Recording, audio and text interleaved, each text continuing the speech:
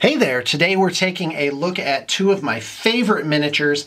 These were produced something like just over 10 years ago by a company called Rackham out of France for a game called Confrontation. But they still hold their own as very unique sculpts for a very iconic creature in the fantasy role-playing genre, the water elemental and the fire elemental. The water elemental here, let's go ahead and zoom in just a little bit on him. He's mounted on a 40mm base. Let's put a man-sized skeleton creature next to him for scale. So it's a pretty beefy creature in the Pathfinder system. This would be on a 40mm base, which would classify him as a large creature. And so I like this because most water elementals are shown as being purely made up out of water, and sometimes they are made out of clear bluish resin or whatever. But this one denotes the sea. It's got starfishes and periwinkles and shells and crabs and all sorts of little critters going over sort of this tide pool armature, which just amazing.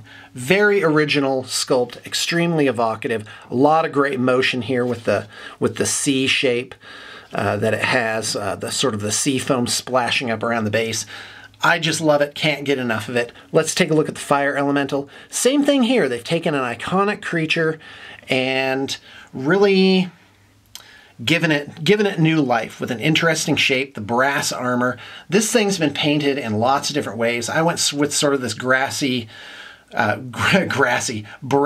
gold armor, and really the only thing cold on here that's a contrast is the pure black of the base and of the talons. And these are just painted to a basic standard. I know they're not anything incredible, certainly not as good as the Rackham paint jobs, which you can find online, which are done to just absolute glorious competition quality.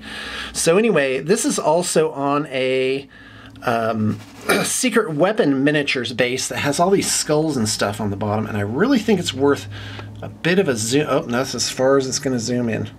Well, let me just tilt it a little bit, see if you can see those skulls and stuff. Well, you really can't.